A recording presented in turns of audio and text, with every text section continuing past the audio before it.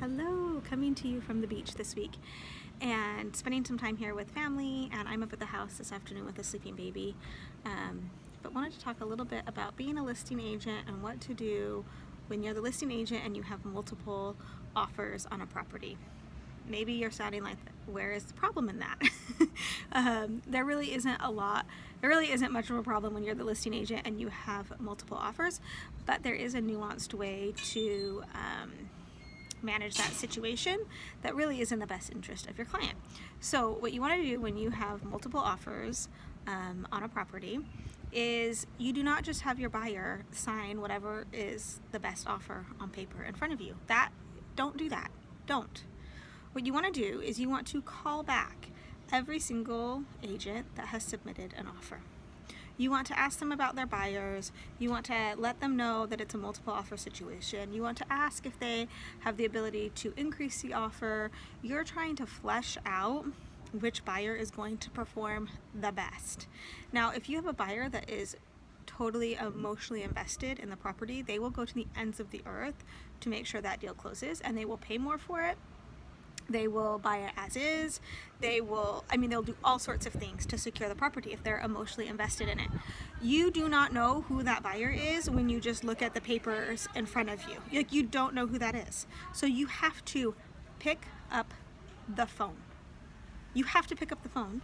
You have to communicate to with all of the agents and do that due diligence. It is in the best interest of your seller to have the buyer that is the most capable of paying for it and closing the transaction.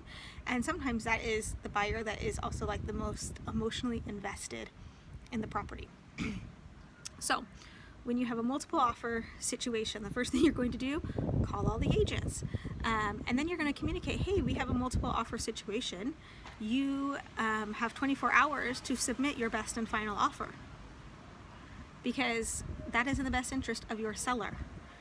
If you have multiple offers and people don't know that, then they might not be putting forth their best offer. No one wants to overpay for a property until it's the property that they can't get anymore because it's multiple offer. Does that make sense?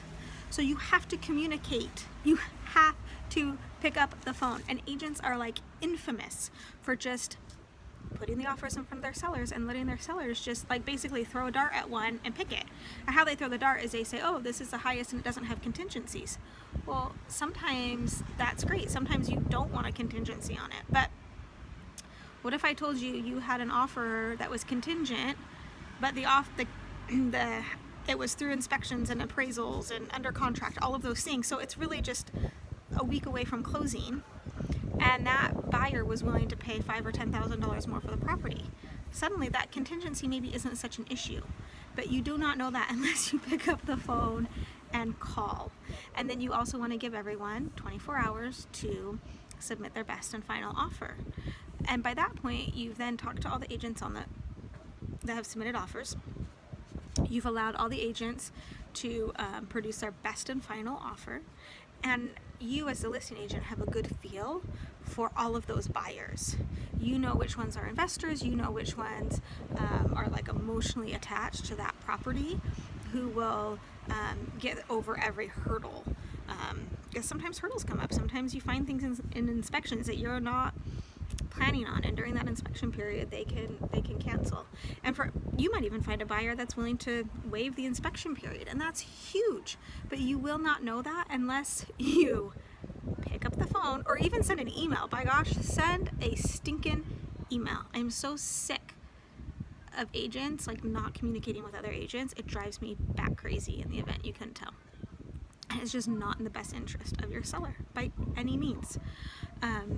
And you've got to be able to find that out. So that is what you do when you are a listing agent. You have multiple offers. Send out an email, send out a text, call every single agent. I don't know, communicate however you want to, but tell them they have 24 hours to submit their best and final, and see where everyone lands. I don't know why you wouldn't do that. I'll have to share you a screenshot of the text I sent the agent as I'm baffled. Why wouldn't you allow everyone to submit their best and final? How is that not in the best interest of your seller? Please tell me.